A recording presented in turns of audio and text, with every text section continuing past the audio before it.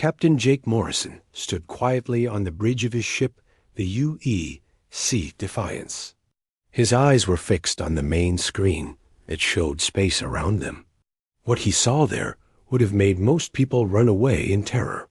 Hundreds of enemy ships filled the darkness of space like angry stars. Each one was huge, bigger than anything humans had ever built before.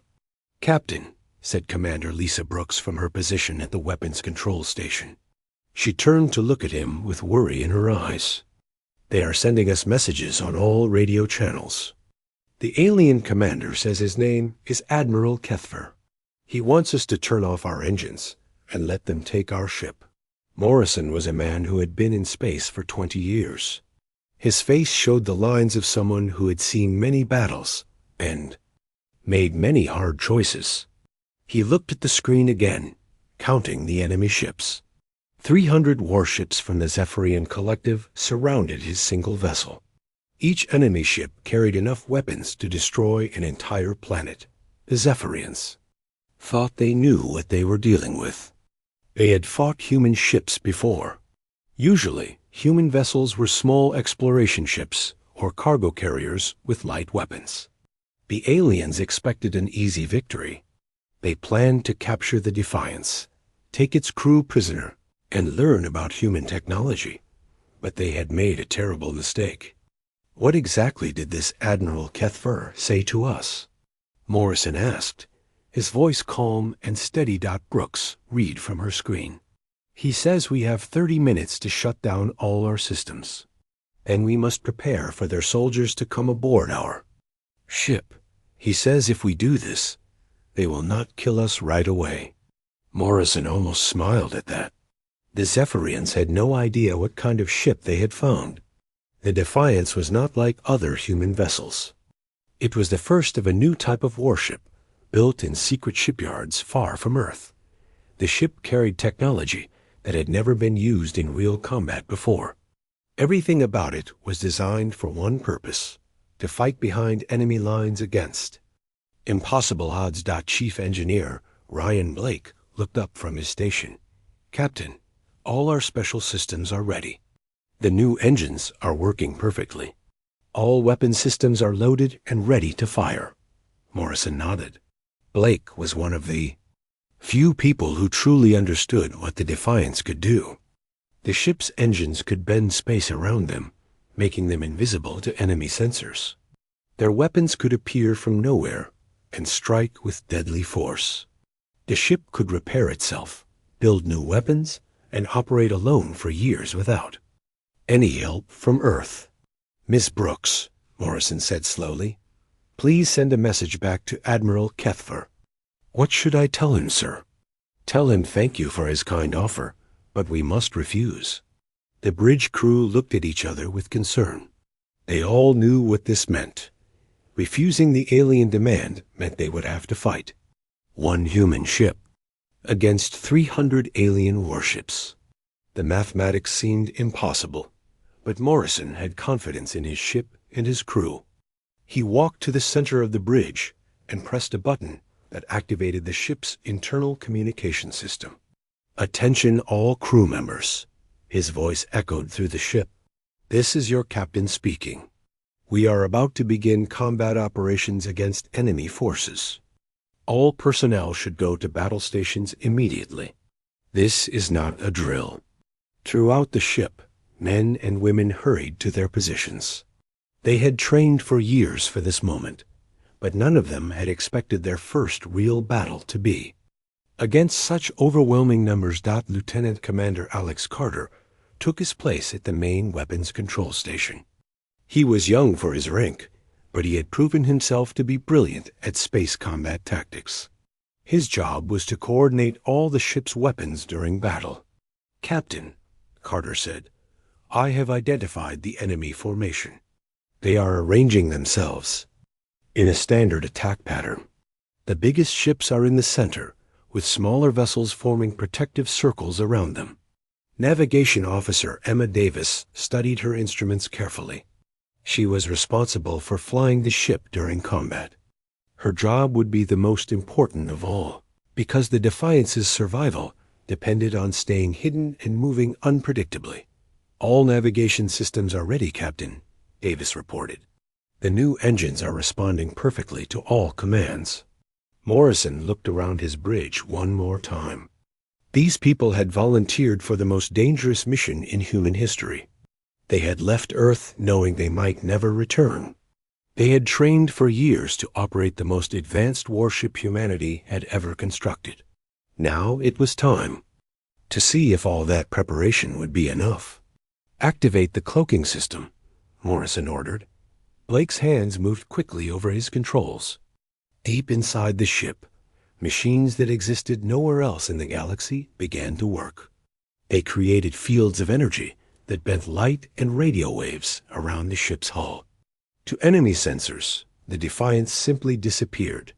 On the main screen, Morrison watched the alien fleet's reaction. The Zephyrian ships suddenly began moving in different directions, searching for the human vessel that had vanished from their instruments. Confusion spread through their formation as ship commanders tried to understand what had happened. "Admiral," Kethfor's voice came over the radio, speaking in the harsh language of his people. Brooks translated his words. "He is asking his ships if they can still see us. He sounds very angry and confused." Morrison allowed himself a small smile. "Let him be confused. Mr. Carter, prepare all weapon systems. Ms. Davis, take us into their formation. I want us to appear right in the middle of their fleet." Davis's fingers danced over her controls. The Defiance began to move through space in ways that should have been impossible. The ship could accelerate instantly in any direction without the crew feeling any force. It could stop completely or change course at sharp angles that would have torn apart any normal vessel. Ship glided silently between the alien warships like a ghost. Enemy sensors swept the area where it traveled, but they found nothing. The Zephyrians had no way to detect a ship that their own instruments said did not exist. "We are now in the center of their formation," Davis reported quietly. "Enemy ships are all around us. The closest one is only 500 meters away." Carter studied his targeting displays. "I have weapons locked onto 12 enemy vessels. All systems show ready to fire." Morrison took a deep breath. In the next few moments, everything would change. The Zephyrians thought they were hunting one small human ship. They were about to learn that they had become the prey instead. "Before we begin," Morrison said to his crew, "I want you all to remember something. These aliens came to our space to destroy us. They sent an armada to kill humans who were peacefully exploring the galaxy. They chose to make us their enemies. What happens next is because of their decision, not ours." He paused, looking at each member of his bridge crew. These brave men and women were about to make history. They were about to show the galaxy that humans would not be easy victims. "Fire all weapons," Morrison commanded. The Defiance struck like lightning from a clear sky. Quantum torpedoes appeared from empty space and smashed into enemy ships. Energy beams cut through alien armor like it was paper. In the first few seconds of combat, 6 Zephyrian warships exploded in brilliant flashes of light. The alien fleet erupted in chaos. Ship commanders screamed orders in their language as they tried to understand what was attacking them. They fired their weapons in all directions, hoping to hit the invisible enemy. Instead, they often hit each other. Morrison watched the destruction with satisfaction. The hunt had begun, but the Zephyrians were no longer the hunters. The single human ship they had come to destroy was about to teach them the most expensive lesson in galactic history. The galaxy was about to learn what happened when someone made the mistake of threatening humanity. The first 6 Zephyrian ships died before their crews could even scream. One moment they were searching for the human vessel, and the next moment they were expanding clouds of burning metal and plasma.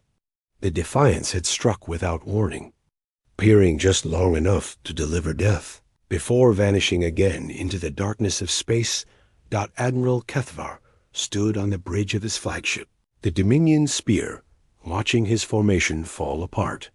His 4 eyes, arranged in pairs on either side of his elongated skull, tracked the explosions with growing horror.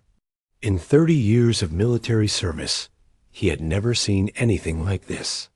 "Report."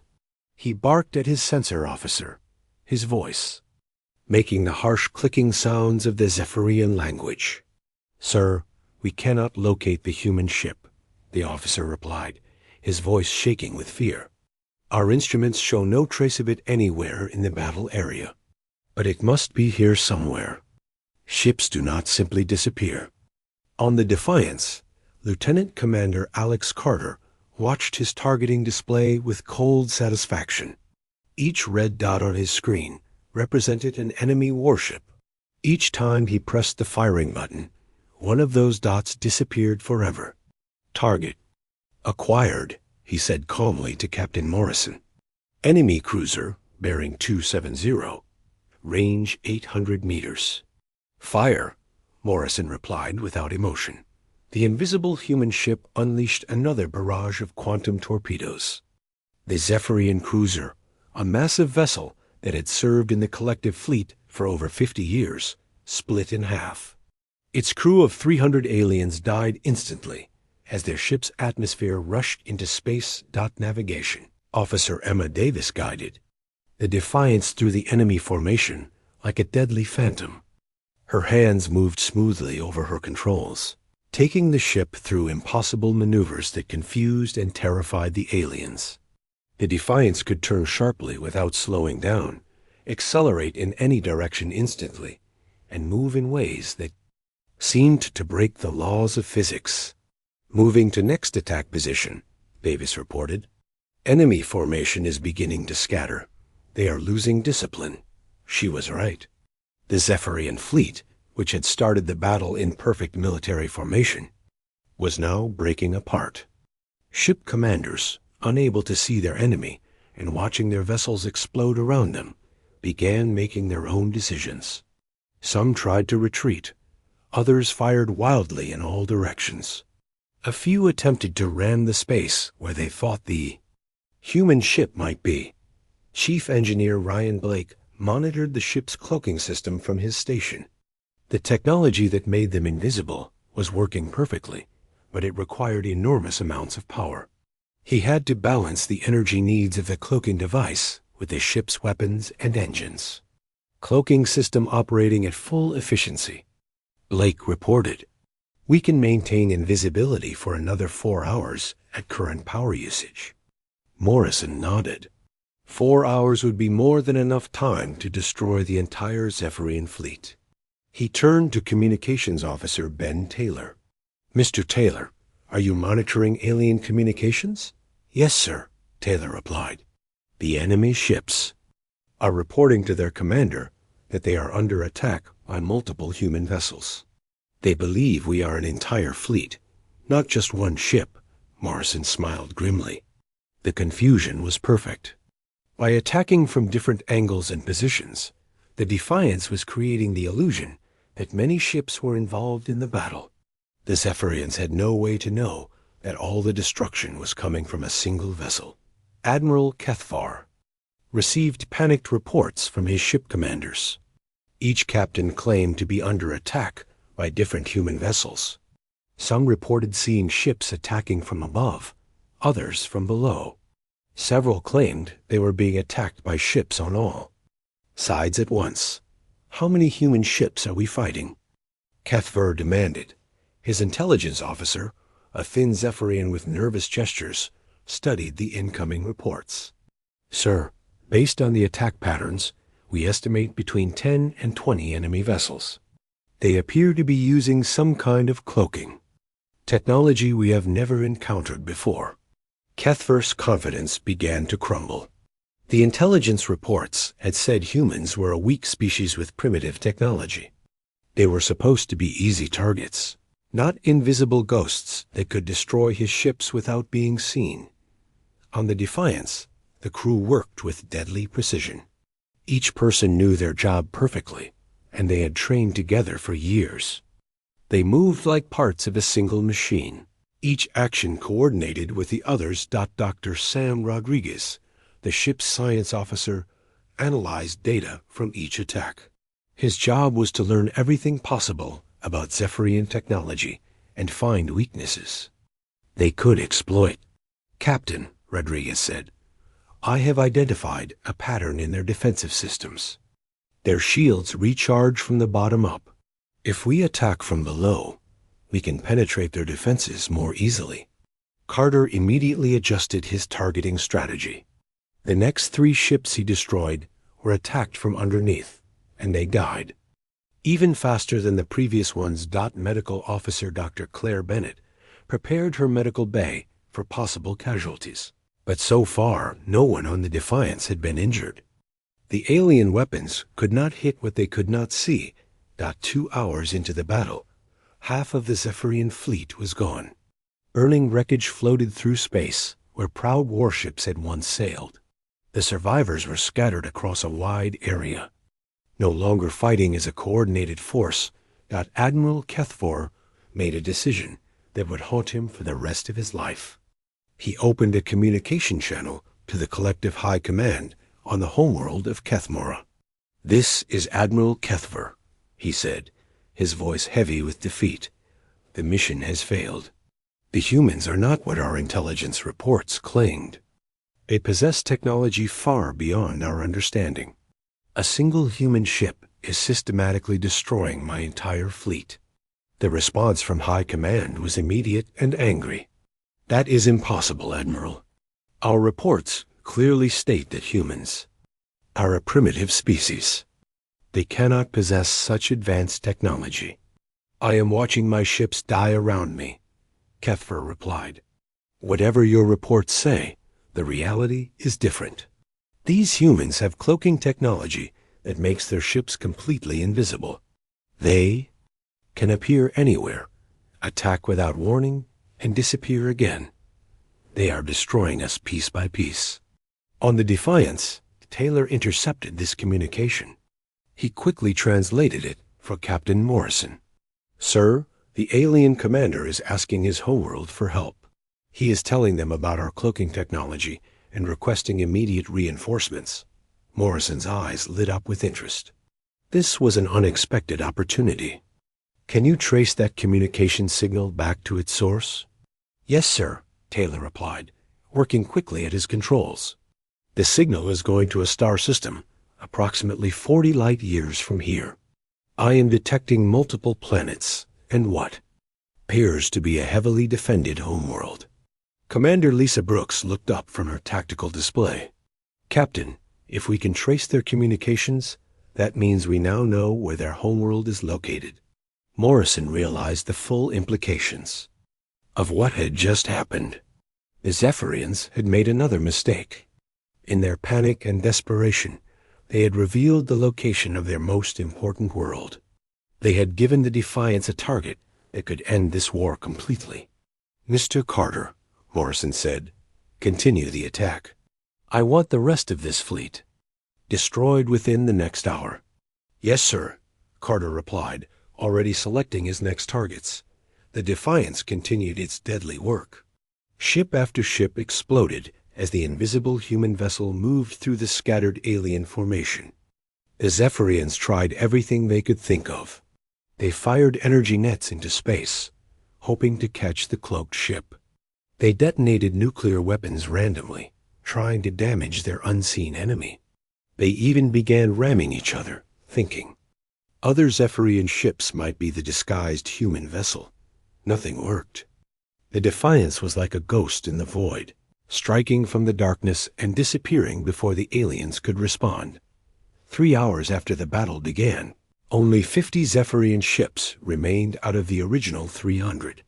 These survivors were damaged, demoralized, and completely scattered. Many of their crews were in panic, begging their commanders to retreat.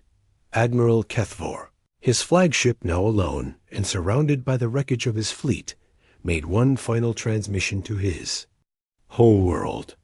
"High Command, this is Admiral Kethfor. My fleet is destroyed. The humans have capabilities we never imagined. I recommend immediate peace negotiations before they decide to attack our homeworld. But Morrison had already made his decision. The Zephyrians had sent an armada to destroy one human ship. They had chosen to make humanity their enemy. Now they would learn the price of that choice. Ms. Davis, Morrison said calmly, set course for the Zephyrian homeworld. It is time to teach the collective what happens when someone threatens humanity. The hunt was far from over. It was just beginning. The Zephyrian homeworld of Kethmara had never known the shadow of fear. For over 1,000 years, it had been the center of the collective's power, protected by massive space stations that could destroy entire fleets. Orbital defense platforms surrounded the planet like metal moons, each one bristling with weapons that could crack the surface of a world. No enemy had ever come close to threatening the heart of Zephyrian civilization. That changed when a single human ship appeared at the edge of their star system. The Defiance dropped out of faster-than-light travel in a flash of blue energy. Captain Jake Morrison stood on his bridge, looking at the tactical display that showed the most heavily defended planet in known space. Hundreds of defense platforms orbited Kethmara, supported by patrol fleets that had never lost a battle. Impressive, Morrison said quietly. They certainly know how to build defenses. Navigation Officer Emma Davis studied the enemy positions carefully. Captain, I count over 400 orbital weapons platforms. Each one appears to be the size of a space station. There are also approximately 200 warships on patrol around the planet. Morrison nodded. The Zephyrians had built their homeworld into an unbreakable fortress. Any normal attacking force would need thousands of ships to have even a chance of success. But the Defiance was not a normal ship, and Morrison was not planning a normal attack. Mr. Taylor, Morrison said to his communications officer, open a channel to the planet, broadcast on all frequencies. Communications officer Ben Taylor's hands moved over his controls. Channel open, sir. All Zephyrian military and civilian frequencies are receiving our signal. Morrison activated the ship's communication system. His voice, translated into the Zephyrian language by the ship's computers, echoed across every radio, television, and communication device on the planet. Below, people of Kethmara, Morrison began, his voice calm but carrying an unmistakable threat. This is Captain Jake Morrison of the human vessel Defiance. Your government sent an armada of 300 ships to destroy my vessel and kill my crew. That armada no longer exists. On the planet's surface, millions of Zephyrians stopped what they were doing to listen to the impossible message. Humans were supposed to be a weak species from the edge of the galaxy. How could one human ship be threatening their homeworld? Morrison continued his broadcast. Your military chose to make humanity your enemy. That was a mistake. You now have 12 hours to evacuate all military installations and remove all weapons platforms from orbit around your planet. After that time, I will begin destroying them myself. In the Collective High Command Center, Supreme Commander Vashtar listened to the humans' message with growing rage. He was the most powerful military leader in Zephyrian history, a general who had conquered dozens of worlds. The idea that one alien ship could threaten his homeworld was beyond his understanding. This is impossible, Vashtar declared to his staff officers. No single ship can threaten our defenses. This human is trying to trick us with empty threats. His intelligence chief, a nervous Zephyrian named Coleman, disagreed. Sir, we have received Admiral Kethvar's final report. According to his data, this human ship destroyed our entire fleet using some kind of invisibility technology. Perhaps we should consider the human's demands. Vashtar's 4 eyes blazed with anger. Never. We do not negotiate with inferior species. Order all defense platforms to target the human ship. Destroy it immediately. The massive orbital defense platforms turned their weapons toward the small human vessel floating alone in space. Each platform carried enough firepower to destroy a city. Together, they could reduce an entire planet to molten rock. On the Defiance, Lieutenant Commander Alex Carter watched the enemy weapons targeting his ship. "Captain, all orbital platforms are locking onto our position. They are preparing to fire." "Let "Them," Morrison replied calmly. "Mr. Blake, activate cloaking systems." Chief Engineer Ryan Blake engaged the ship's invisibility technology. Once again, the Defiance disappeared from all enemy sensors. The Zephyrian defense platforms suddenly found themselves aiming at empty space, but Morrison was not content. Simply hide. He had come here to teach the collective a lesson they would never forget. The Zephyrians had chosen war, and now they would learn what war with humanity truly meant. "Ms. Davis, take us to the first orbital platform. Mr. Carter, prepare all weapon systems." The invisible Defiance moved through space like a hunting predator. It approached the nearest defense platform, a massive structure that housed 10,000 Zephyrian military personnel. The platform's sensors swept the area around it, searching for the human ship, but found nothing. "Fire!" Morrison ordered. The Defiance unleashed a concentrated barrage of quantum torpedoes. The orbital platform, which had stood guard over Kethmara for 3 centuries, exploded in a ball of fire that could be seen from the planet's surface. 10,000 Zephyrian soldiers died in an instant. Panic spread through the remaining defense platforms. Their commanders screamed orders at each other, trying to coordinate their response to an enemy they could not see. They fired their weapons in all directions, hoping to hit the invisible human ship. Instead, they often struck other platforms or their own patrol ships. Dr. San Rodriguez, the Defiance's science officer, had been studying Zephyrian technology since the first battle. Now he made a discovery that would change everything. "Captain, I have found something important about their defense systems." "What is it, Doctor?" Morrison asked. "All of their orbital platforms and ships are connected to a central control network. They use quantum communication signals to coordinate their defenses. If we can hack into that network, we can turn their own systems against them." Morrison's eyes lit up with interest. "Can you do it?" Rodriguez nodded confidently. "Yes, sir. Give me 10 minutes." While Rodriguez worked to break into the Zephyrian network, the Defiance continued its attack on the orbital platforms. One by one, the massive structures exploded under the ship's assault. Each explosion sent debris raining down on the planet below, reminding every Zephyrian citizen that their supposedly unbreakable defenses were being destroyed by a single enemy ship. Supreme Commander Vashtar watched the destruction from his command center with growing horror. In 2 hours, the humans had destroyed 50 orbital platforms and dozens of patrol ships. His perfect defenses were falling apart. "Sir," his communications officer reported, "we are receiving surrender requests from 12 different platform commanders. They are asking permission to evacuate their stations." "Denied," Vashtar snapped. "No one abandons their post. We will fight to the last soldier." But his soldiers were not as confident as their commander. Many of them had served on the platforms that were now burning wreckage in space.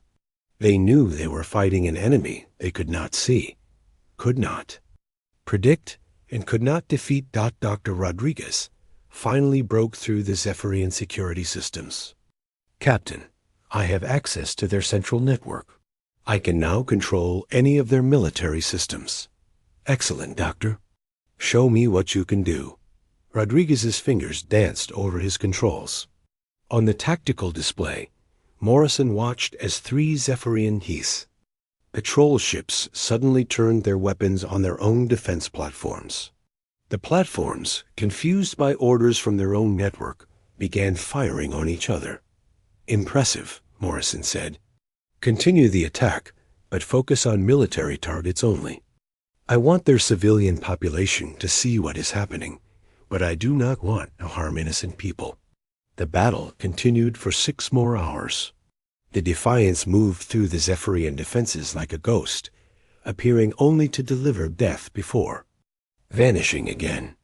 Rodriguez used his control of their network to create chaos among the remaining defenders. Ships fired on their own allies. Platforms shut down their shields at critical moments. Defense systems turned their weapons away from the real threat. By the 10th hour of the attack, only a handful of orbital platforms remained. The Zephyrian fleet that had once protected their homeworld was scattered debris floating in space. Hundreds of thousands of Zephyrian military personnel were dead. Supreme Commander Vashtar finally understood that his forces could not win. In his pride and anger, he had refused to believe that one human ship could threaten his mighty defenses. Now those defenses lay in ruins around him. "Open a channel to the human ship," he ordered reluctantly. Taylor received the incoming communication and translated it for Morrison. "Sir, the Zephyrian commander is requesting to speak with you." "Put him on screen," Morrison replied. Vashtar's image appeared on the main display. The proud Zephyrian general looked tired and defeated. His uniform was torn, and his command center showed signs of damage from falling debris. "Human captain," Vashtar said in his harsh language, "you have proven your point. We accept your demands. We will evacuate all remaining military positions." Morrison studied the alien commander for a moment before responding. "Your government sent 300 ships to destroy one human vessel. You chose to make us your enemies. This is the price of that choice." Morrison paused, letting his words sink in. "But I am not without mercy. Evacuate your remaining military installations immediately. Any platform or ship that is still armed in 2 hours will be destroyed." The communication ended, and Morrison turned to his crew. They had done something unprecedented in galactic history. News of the Zephyrian defeat traveled through hyperspace communication networks faster than any ship could fly. Within hours of the battle at Kethmara, every major species in the galaxy knew that the Zephyrian Collective, one of the most powerful military forces in known space, had been destroyed by a single human vessel. On the waterworld of Aquatica Prime, the Andromedan Trade Federation held an emergency meeting. The Andromedans were tall, blue-skinned beings who controlled much of the galaxy's commerce. They had always viewed humans as primitive newcomers who might be useful for cheap labor or simple trade agreements.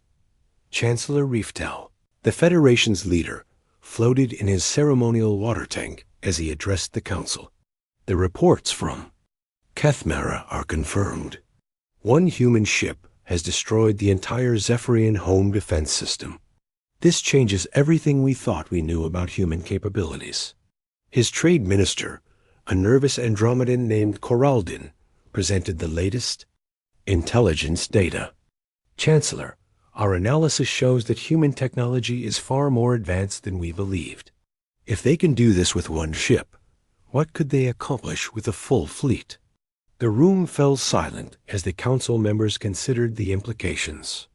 The Andromedans had built their power on careful calculation and risk assessment. The idea that they had completely misjudged an entire species terrified them.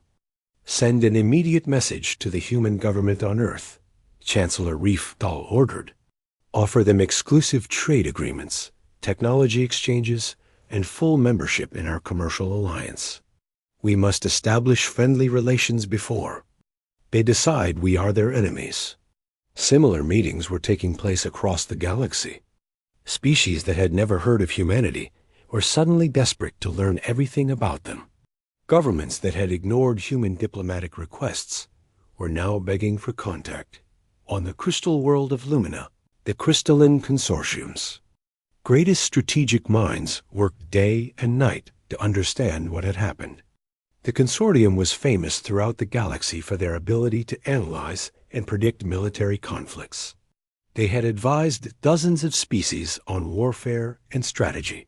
Strategic Advisor Prism Hart studied the battle data with growing concern.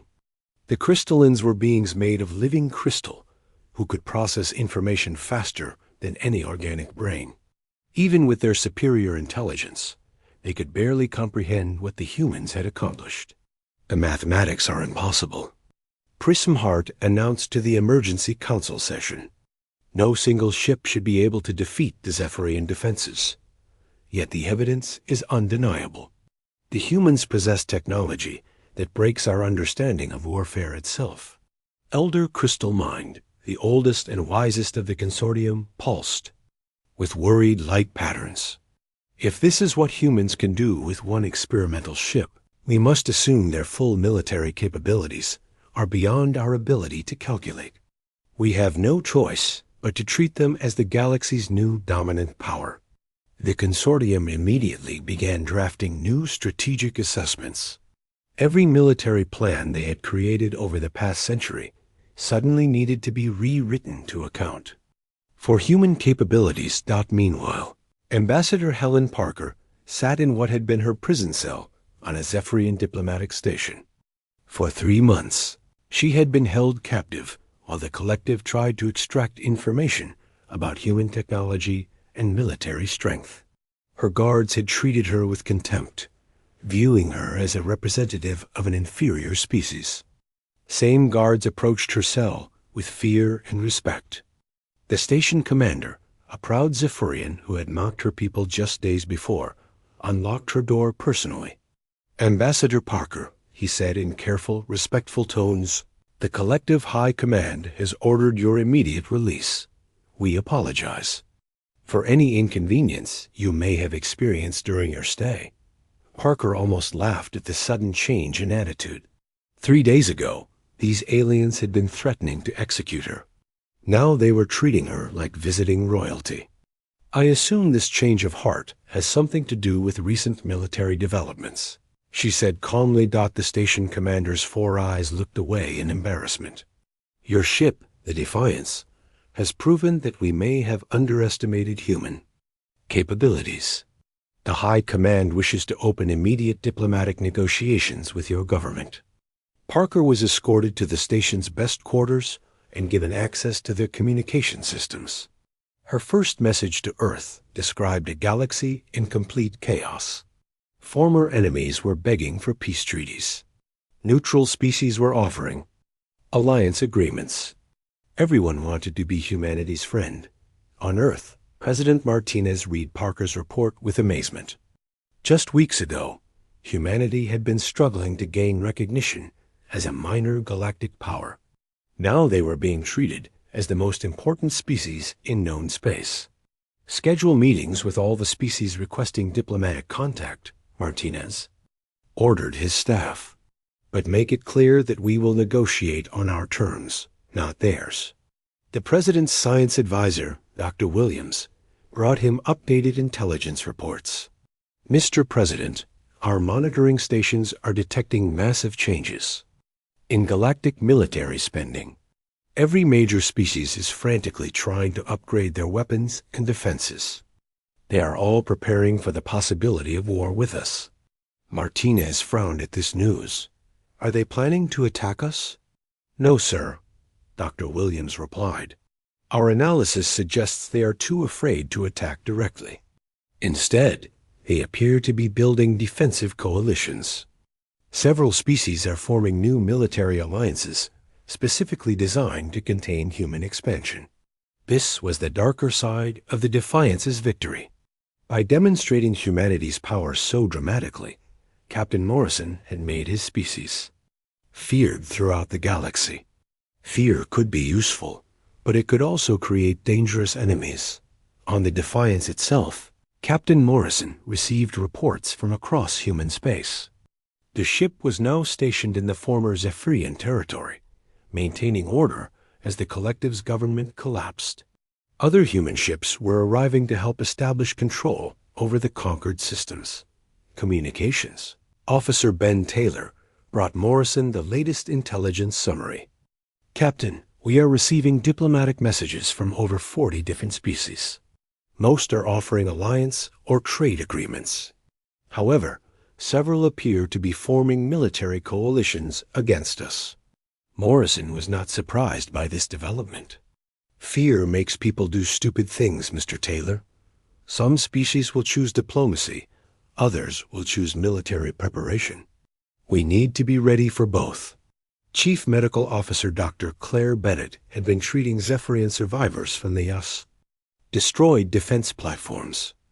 Their psychological profiles revealed the true impact of humanity's victory. Captain, the Zephyrian soldiers I have examined are suffering from complete psychological breakdown. They describe our attack as something beyond their understanding. Of warfare, they believe humans possess magical powers.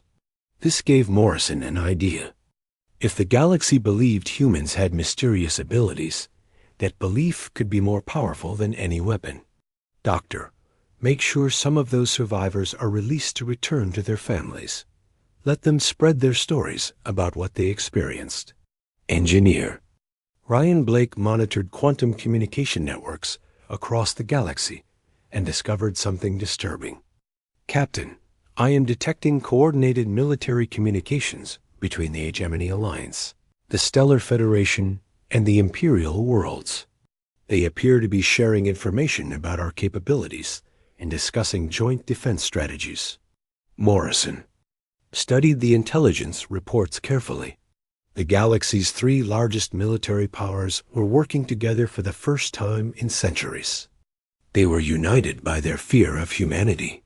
How long before they complete their alliance negotiations? Morrison asked. Blake analyzed the communication patterns. Based on their diplomatic protocols, I estimate 6 months before they finalize any formal agreement. However, they are already sharing military technology and coordinating their defense preparations. Morrison made a decision that would shape humanity's future in the galaxy. He opened a communication channel to Earth and requested a private conversation with President Martinez. Mr. President, Morrison said when the secure connection was established, we have a problem. Our victory over the Zephyrians has made us powerful, but it has also made us the galaxy's primary threat. The major powers are forming coalitions against us. Martinez listened carefully to Morrison's analysis. What do you recommend, Captain? We need to act quickly before these coalitions become strong enough to challenge us, Morrison replied. We should offer generous terms to species willing to ally with us, while making it clear that opposition to humanity will be very costly. The President agreed with Morrison's assessment. Within days, Earth began a diplomatic offensive across the galaxy. Human ambassadors offered trade agreements, technology sharing, and military protection to any species willing to join humanity's growing sphere of influence. Many species accepted these offers immediately. The memory of the Zephyrian defeat was too fresh for them to risk becoming humanity's enemies. But others, particularly the larger military powers, continued their preparations for potential conflict. Dr. Sam Rodriguez, analyzing galactic communications. From his position on the Defiance, made an important discovery. Captain, I have identified the leaders of the anti-human coalition. 6 months after the Battle of Kethmora, the galaxy was completely changed. The Zephyrian collective no longer existed as a unified power. Their former territory had been divided into dozens of smaller nations, each one desperately seeking protection from their new human neighbors. The Defiance, now accompanied by 12 other Earth warships, patrolled the conquered space like shepherds, watching their flock. Admiral Jake Morrison, promoted after his unprecedented victory, stood in the command center of the newly constructed Firebase Alpha, humanity's first military base in alien territory. Through the massive viewing windows, he could see the rebuilt orbital platforms that now protected former Zephyrian worlds. These new stations flew human flags alongside the banners of their local allies. Admiral, said Colonel Lisa Brooks, his former tactical officer, who now served as the base's military governor, we have received formal requests for protection from 18 more former Zephyrian colonies. They are offering to join our alliance in exchange for security guarantees. Morrison nodded as he studied the diplomatic reports. The speed at which alien species were joining humanity's growing alliance surprised even him. Fear of the anti-human. Coalition had driven dozens of smaller nations to seek Earth's protection. What is the status of our new allies? Morrison asked. Brooks consulted her datapad. We now have formal alliance agreements with 43 different species. Most are offering raw materials, manufacturing facilities, or strategic locations. In exchange for military protection, the Andromedan Trade Federation has opened their entire commercial network to human businesses.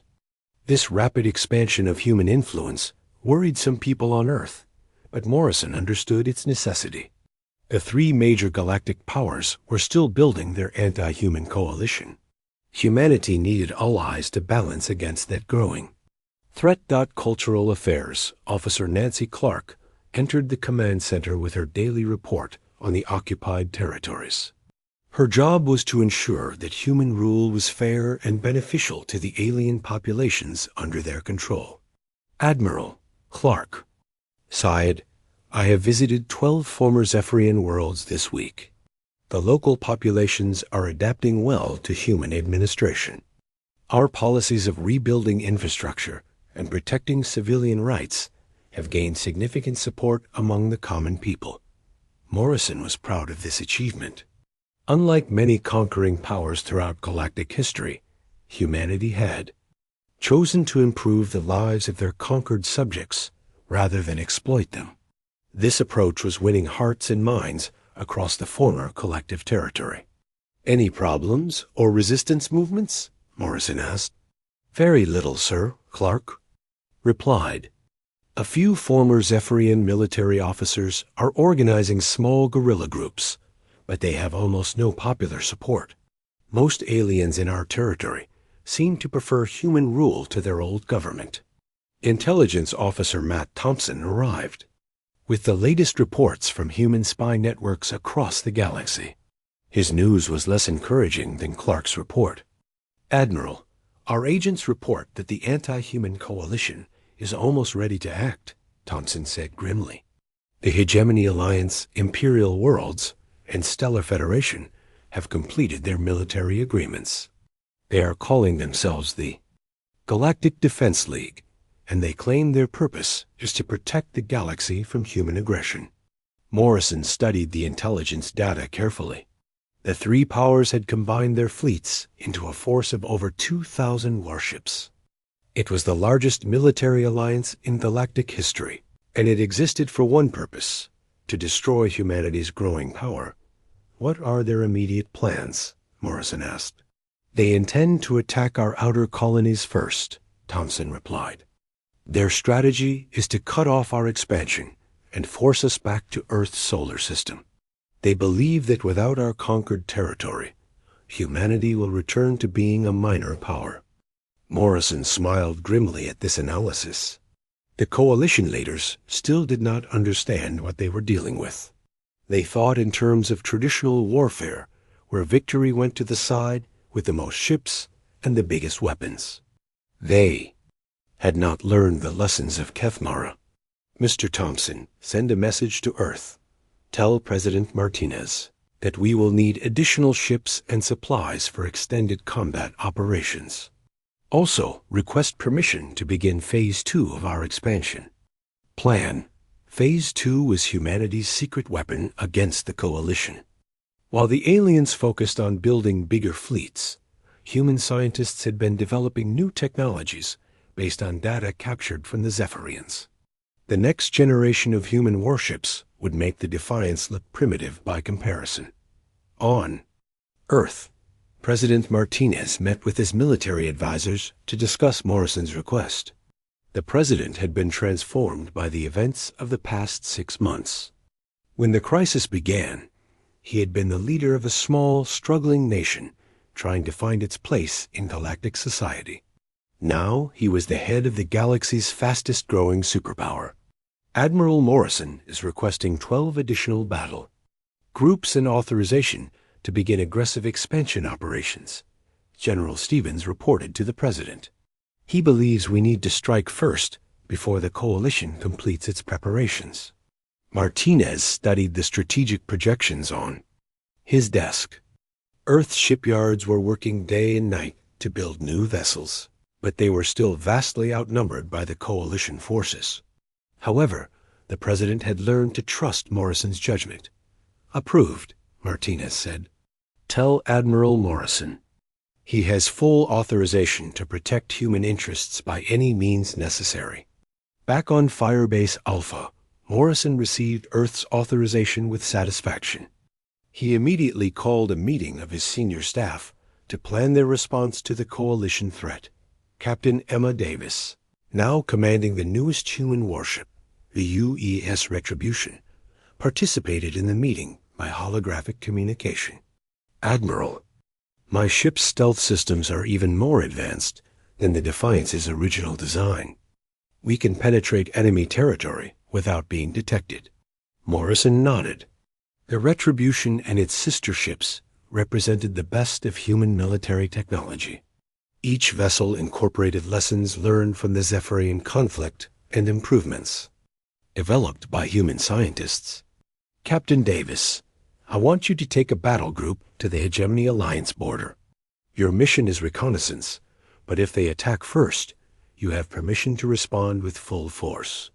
Chief Engineer Ryan Blake, now serving as Morrison's technical advisor, presented the latest intelligence on coalition military capabilities. "Admiral, our analysis shows that the enemy fleets are using outdated tactical doctrines. They still believe that victory depends on having more ships in direct battle formations. They have not learned that modern warfare is about technology and tactics, not just numbers," Morrison agreed. "Mr. Blake, are our new ships ready for combat operations?" "Yes, sir. All vessels are equipped with improved cloaking systems, quantum weapons, and adaptive defense networks. Each ship can effectively engage enemy forces many times its size." The meeting was interrupted by an urgent communication from Human Intelligence Networks. Thompson returned with breaking news that changed everything. "Admiral, the Coalition has begun their attack," Thompson announced. "Hegemony Alliance forces have crossed into our territory and are approaching the Kepler colony system. They have brought over 300 ships." Morrison stood up immediately. This was the moment he had been preparing for since the victory at Kethmura.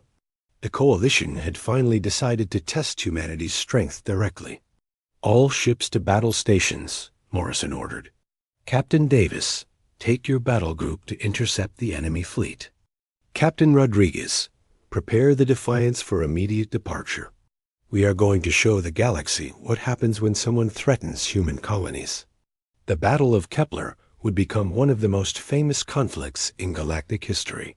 When the human fleet arrived to defend their colony, they found the coalition forces arranged in a traditional battle formation, just as Blake had predicted. 300 alien warships faced off against 12 human vessels that the coalition commanders expected an easy victory. Their intelligence still suggested that humans relied on tricks and advanced technology to win battles against superior numbers. They believed that once they understood human tactics, they could defeat them through sheer firepower. They were wrong. The human fleet struck like lightning from multiple directions simultaneously. Ships appeared from empty space, delivered devastating attacks, and vanished before the enemy could respond. The coalition's careful battle formation collapsed within minutes as ships exploded throughout their ranks. Captain Davis led the attack with deadly precision.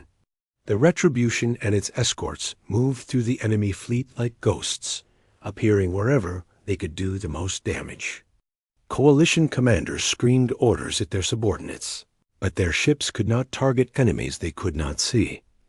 Within 4 hours, the entire coalition fleet was destroyed. 300 warships became floating debris, and thousands of alien crew members were dead. The 12 human ships suffered no casualties and minimal damage. News of the coalition's defeat spread across the galaxy, even faster than word of the original Zephyrian destruction had traveled. The three most powerful military forces in known space had combined their strength and